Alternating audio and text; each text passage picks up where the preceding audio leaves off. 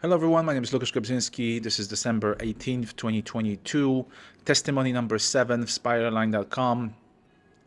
Testimony about Apple devices, very significant to the case, very relevant to the case. So I'm going to start off with iMacs. During my time with Bookmark Content, 2017-18, I was using a 27-inch 2011 iMac, which obviously, despite being slightly aged for its purpose, Google Analytics, Excel, basic, analytics, that, it was more than enough. At the end of my tenure with Bookmark Content, I was upgraded to an absolute overkill. It was, some 3.5, i7 or i5. It was an absolute overkill. I saw it as my superior's way of showing her gratitude. Well, she couldn't offer a pay rise, so she's gonna have to upgrade my computer. But anyways, what this company did is they offered, December 2018, they offered those aged, they were recycled, they were getting rid of all the old Apple devices. The entire company was using Apple iMacs and MacBooks, and 90% Apple devices. iMac that I was using during my time with Bookmark Content, I was able to get it in exchange for some sort of donation, 50 or 60 pounds, to a charity that they also worked with, or they managed, Street Smart. So I got that iMac for 50, 60 pounds. And the reason I think this is of some significance to the case is because I was using this iMac for a long time. I used to edit, I would use it for video editing. This iMac, I recycled it with Apple Recycling Pro, turn in your equipment, old equipment program, trade in, that's what it's called. I did it last year, in September of last year, 2021. I got 160 pounds for it. But what's interesting is I took a picture of the serial number of that device before sending it out. That was deleted from my gallery, right? So if someone deleted it from my gallery, it is of significance, right? In conjunction with other strange things happening with my iCloud, right? So that 27-inch 2011 iMac I got from Bookmark Content in December 2018. I suspect it might have been still enrolled into some sort of management software program that would then allow people from Bookmark Content to have visibility into what I was doing, right? A great example is, because I was using this iMac in April as well, in April of 2020, like I said, all the way until September of 2021. As stated in my documentary, during COVID lockdown, we would have house party calls with my coworkers from VistaJet at the time, and at some point I used my my iMac for that purpose. I was having a conversation on House Party using the House Party app on my iMac. And on the call was a guy from IT department of VistaJet, a guy called Bex. During that call, I was trying to invite another coworker, Iris, and this is mentioned in my 70-page disclosure sent to the police in late November of 2020. When I was trying to add that coworker to that conversation, Bex said, "Yes, invite Iris." And it took me a couple of seconds or a minute to connect the two. I was like, how the hell did he know I was trying to invite Iris, right? So that was odd, but clear indication that someone has the ability to look into my screen. Also, there were strange things happening prior to the camping trip. On my Google, last year I discovered that I was enrolled to some Google groups, some strange activity. I'm going to overlay it here in the video. There were 2 devices showing up in my Google devices. There were 2 iPhones. Strange things happening, like Facebook logins from devices, iPhone login, iPhone using Android operating system, as ridiculous as it sounds. I'm going to put it in part 4 of the documentary. This was happening after the camping trip in summer of 2020. So strange things were happening. So this is Bookmark Content, 60 pounds iMac that I got from that company that most likely allowed those people to have visibility into my what I was doing on that computer, right? Illegally, right? With no indication of, there was nothing indicative of such thing, right?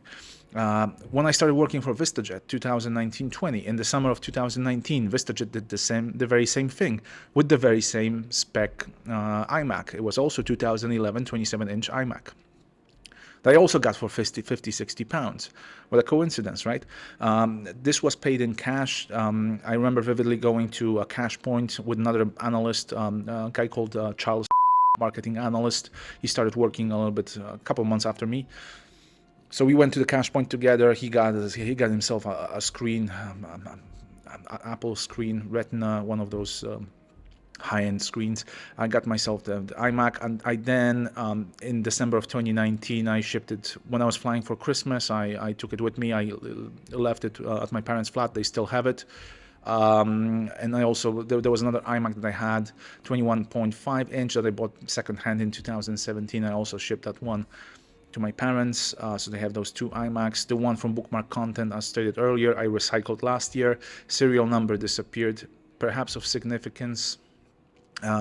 Another bit is my iPhone that I had during the camping trip. It's an iPhone X that I bought secondhand on eBay in June 2019. I picked it up in person after a party, like one of those.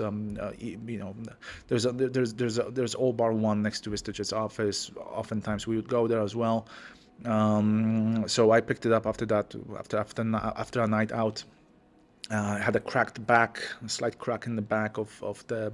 That's why it was cheaper, and I just put a case on it, non-visible, right? I had it during the camping trip. I still have it. I stopped using it in September of 2020, but that iPhone is there's definitely something. There was definitely something happening with it after the camping trip. I even liaised with Apple's technical support, and anytime I would do that, all of a sudden, the guy from IT department at VistaJet would. It seemed like in reaction to that was trying to have a call with me or something. It's part in my it's also mentioned in my 70-page disclosure. There were strange things happening with that iPhone. I'm gonna put that in part 4. And in January or February of last year, 2021, there was a audio recording deleted in front of my eyes, and then the iPhone started writing to me as if someone was texting me. It's also in part 1 of the documentary. So I have this. I have this iPhone till this day. I believe it might have been. Well, it's most definitely hacked. There's no other way. There's no other way to explain it. But I have it as evidence. I carry it with me every single day. Another iPhone that I purchased. That's around the time of the camping trip was iPhone XS Max. I bought it on eBay in September of 2020. When I switched to that iPhone. My entire media from WhatsApp, all of my media on my WhatsApp disappeared. They just disappeared. They show up as blank, as stated in part 3 of my documentary. I was using this device all the way till December of 2020. This is when I bought iPhone 11 that I use until this day. So this December 19th, 2020, bought in Stratford, Westfield, Stratford, London. That device, I recently cracked the screen on it. I went to Apple repair shop. They inspected it. I still have that device. I think that this device, there also might be something nefarious going on in there that involves the company. And the iPhone XS Max that I purchased in September, that I stopped using in December of 2020 when I bought iPhone 11. That one was purchased in June of last year, in 2021. By a guy on Facebook Marketplace. I met with them at Elephant and Castle. It's also a funny thing that happened as I was waiting for them. I'm going to mention that in a different part. I also think it wasn't coincidental. It's connected to the case.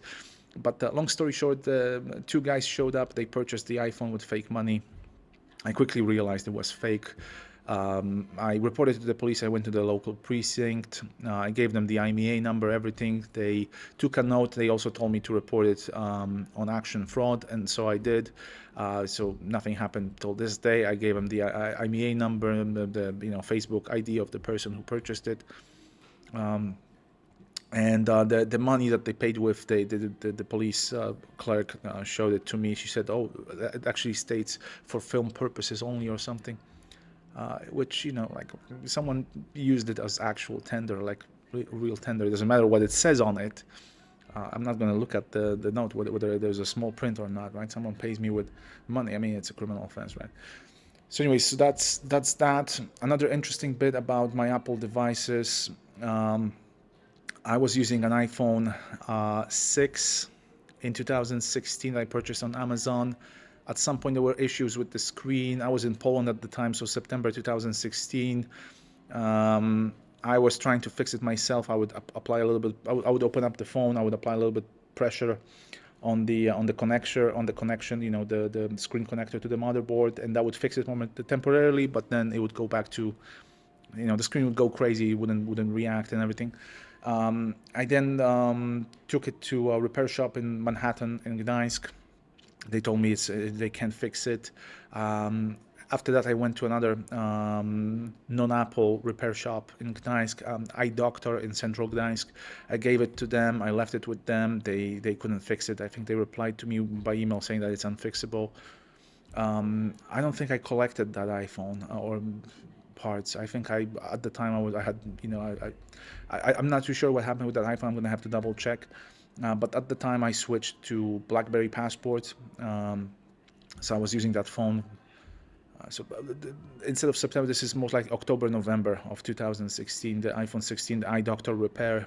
So at that point, I switched to BlackBerry Passport. That I was using that BlackBerry Passport all the way until May 2017, at which point I purchased second-hand iPhone 6 S Plus, 6S Plus, that I was using all the way until 2019 June, when I purchased iPhone X that I had during the camping trip. A bit convoluted. I'm gonna put a small timeline so it's easier to digest. The most important thing, however, the most tangible thing, however, with those Apple devices is the iPhone that I was using in 2015. 2015 that I purchased. It was iPhone 5S that I purchased secondhand. I picked it up in Green Park. 2015, yeah, that was the one that I purchased in 2015. I was going through, and I sold a couple of months later. I think March 2016, when I bought the iPhone 6 on Amazon, that later had screen issues. Right, I managed to find a copy, an iPhone backup, backup of that iPhone, right? And I open it up with one of those, a piece of software that allows you to browse through that copy just to see what's on it.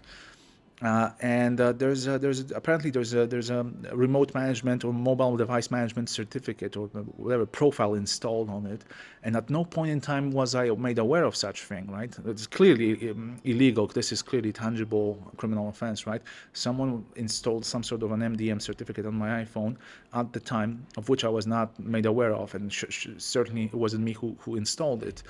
The main suspect here, I would say, I was using company's Wi-Fi. At the time I was working for Lebara, and use of Wi-Fi, work Wi-Fi was encouraged, obviously, but at no point in time was there any indication that I would be enrolled in something, right?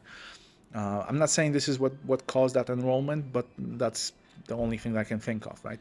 Clearly an indication, this is clear criminal offense, right? Unauthorized access, to clear indication of criminality.